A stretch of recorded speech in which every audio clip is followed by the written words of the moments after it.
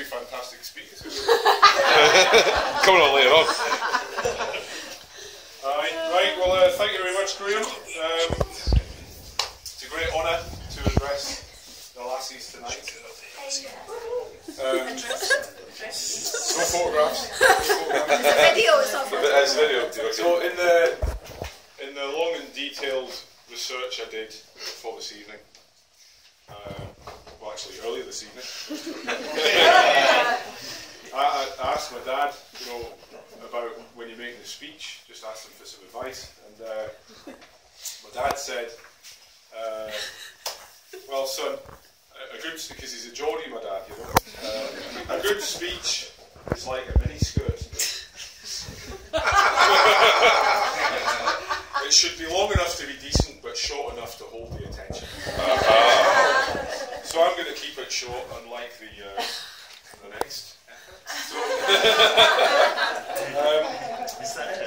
And I should thank Jennifer and Graham as our hosts, because I'm not allowed to say how long this has been going, because I think that forms part of the next speech. But it's been a many few years that we've been coming here to wish Jennifer a happy birthday and to celebrate the life of the great bard. And it's actually quite a few years since Jennifer came into our life. I think Jennifer and Deanna, my lovely wife, were in their early 20s. So just a couple of years ago. And they're both still looking radiant and fantastic. Yeah. Unlike Graham and I. Fine wine. We're falling to bits. We are falling to bits. We're getting to that age, and that's what We're wearing lycra. brings. Well, and that kind of reminded me about Rabbie, because he never experienced old age. He died young. He died at the age of 37, which I think is about the average life expectancy, just on the road in Midry, isn't it? So I got to think, he didn't live into old age, but he went through a few phases in his life, and when he was young, you probably have to agree that he didn't really show the appropriate respect to women.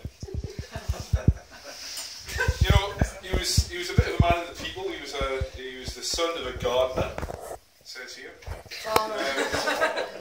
He experienced poverty and hard work, and that's probably what killed him early. He'd been working in the fields in his earlier life, and he wrote in that lowland Scots dialect, which when you go down to Auchinleck and Mauchline today, you can't understand it.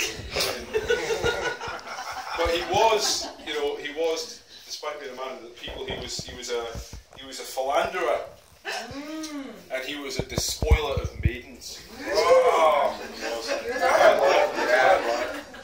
From a very early age, and he didn't really face his responsibilities in his young life. He had, I think, 14 children by 6 women. Estimates vary, actually. That's just the ones we know about. That's not the figures I have.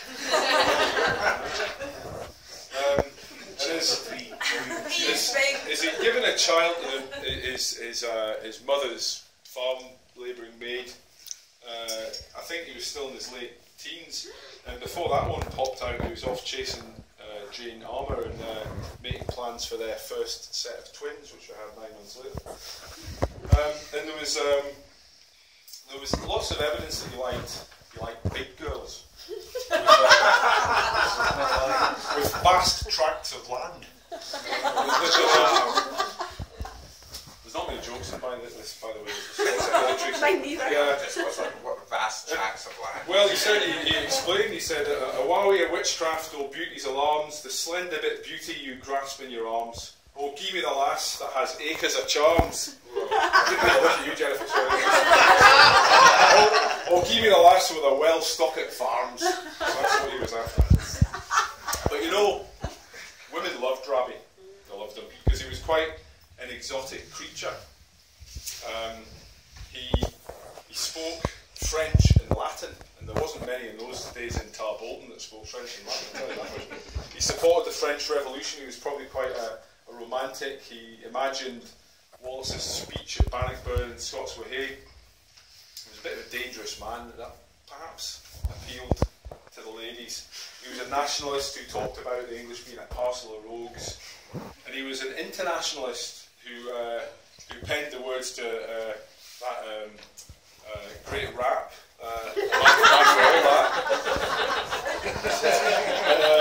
He was probably a Jacobite in his day, but he was certainly quite radical in his politics.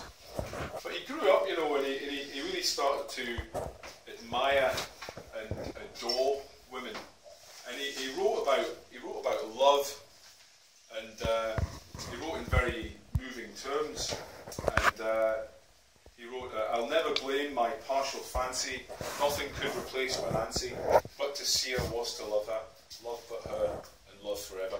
Stuff that would bring a tear to your eye. And he wrote songs which recognised women as the very pinnacle, the peak of God's creation.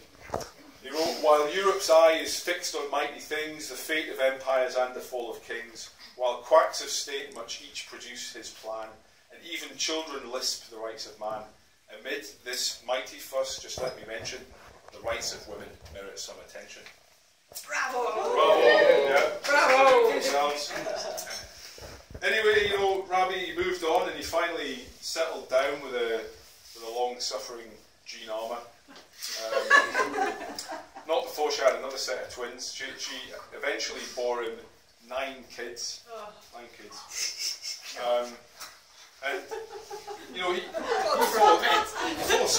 he urged women not to put up with these grumpy old men who take advantage of them, the lazy buggers. You know, he wrote, "Husband, husband, cease your strife, nor longly idly rave, sir. Though I am your wedded wife, yet am I not your slave, sir." But you know, like many an idol, like Che Guevara, Jim Morrison, he died young. He died at 37.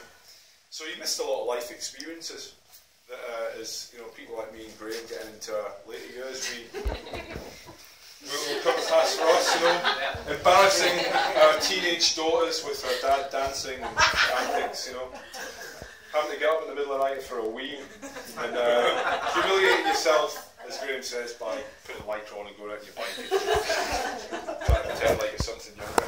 But I think it's great that the ladies, the lassies, will put up with us grumpy old men.